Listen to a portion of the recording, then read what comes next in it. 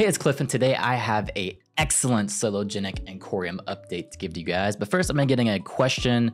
It's been going around the cryptocurrency community. People have been asking, when it comes to Sam Bankman-Fried, our big FTX scammer, people have been asking, like, Cliff, how is he gonna do in prison? How's his time going to be? So it just so happens that I have a friend on the inside in prison, and we were able to keister a phone to record a video for you to show you how he's actually holding up in prison. Now, if you don't know what keystering is, I suggest you don't look that up on Google, but let's go ahead and roll the video.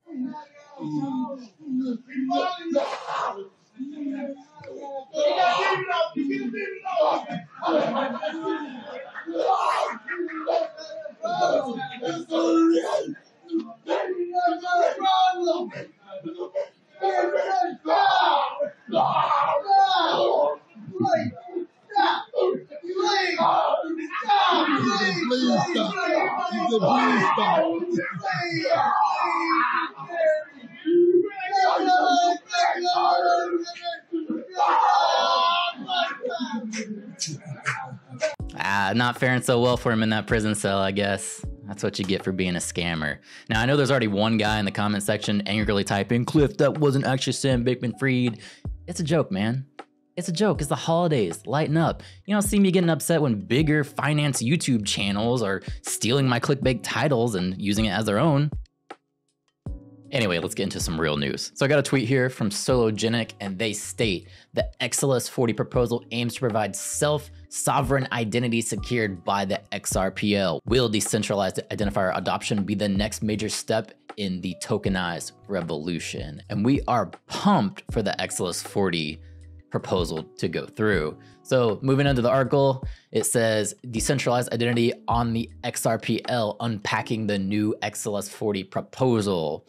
So just to give you an overview of what's actually being talked about here, it says the blockchain community is abuzz with the prospect of the proposed XLS-40 feature, which could usher in a new era for digital identity on the XRP ledger. Ripple Labs development arm, Ripple X, has unveiled a groundbreaking initiative to integrate native support for decentralized identifiers, DIDs, based on World Wide Web Consortium standards. This move aims to provide a standardized and interoperable solution for verifiable self-sovereign digital identities on the XRPL. All right, a lot of fancy talk. Most people don't care about this in my videos. They're looking at me like, Cliff, don't care. What can I use this for? So as we scroll down here, it says DIDs offer a solution to the challenge associated with centralized identifiers such as email and usernames. Unlike traditional identifiers, DIDs provide a globally unique string of letters and numbers, functioning as an independent and blockchain-based identifying address. This ensures ownership and control of data, reducing the risk of data breaches.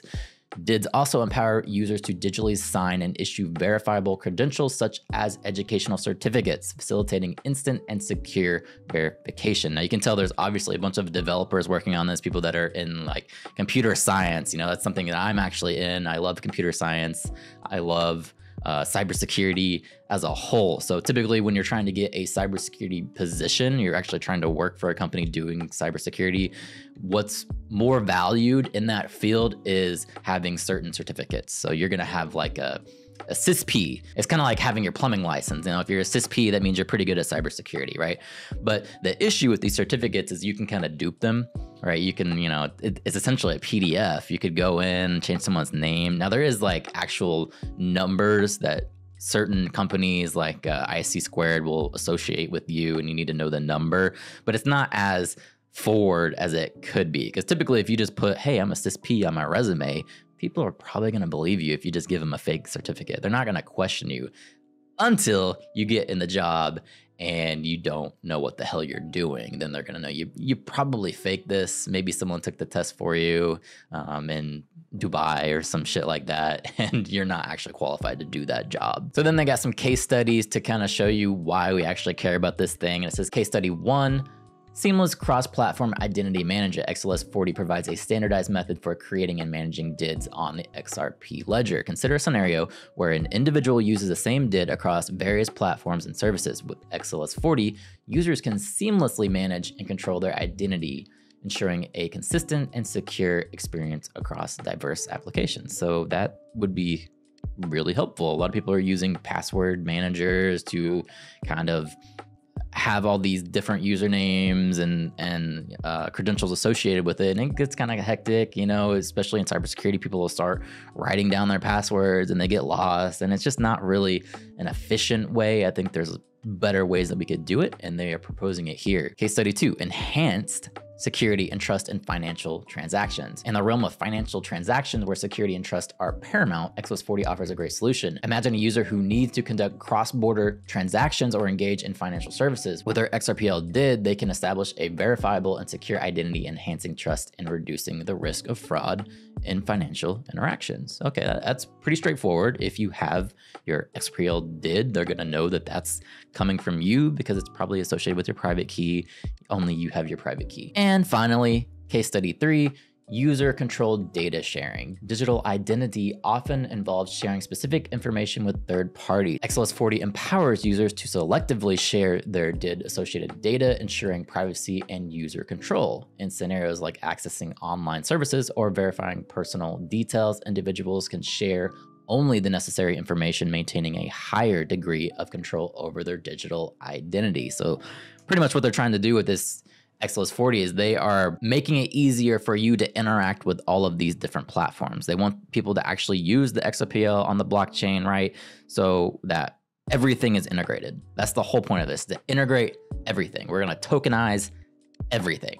And so I want to show you something else that's associated with that. Coreum reposted this map of zones tweet, which is its own website, and I'm gonna bring it up and show you what they actually have here because I think this is really cool. I'll paste a link to this website in the description just so you can check it out yourself, but I want to show you just visually how cool this is. So basically this website is called Map of Zones, and it shows you all of the chains, maybe not all of them, I'm not sure how many they have integrated in this, but a lot of them are in here, right? It's chains coming from the Cosmos platform, right? And Coreum is integrated into the Cosmos platform, so they're in there as well. But the cool thing about this website is it'll visually show you how the different blockchains are actually connecting together. So let me show you. So in the map, each zone is its own blockchain. On this, obviously, I call it map of zones. So the zone is a blockchain. So you can just hover over one of the blockchains. So I picked Osmosis, and you can see all of the different connections leading into Osmosis. And if you actually want to visualize it, you can click on Osmosis and it'll show you the peers associated with the blockchains. But if you go back to the overview, it'll actually show you how many different channels are associated over here. And it shows you the peers. It just gives you a visual representation of how all of these blockchains are connected together. So I thought it was cool just to look at this and see what is being built, how we're having all of these different blockchains connect to each other. Maybe that's just me though. Anyway, if you want to look at it, link in the description to check it out. So that's all I got for this video. Have a happy holidays, guys. Please enjoy yourself, be with family, do whatever you do to relax and just enjoy yourself. As always, thank you for watching.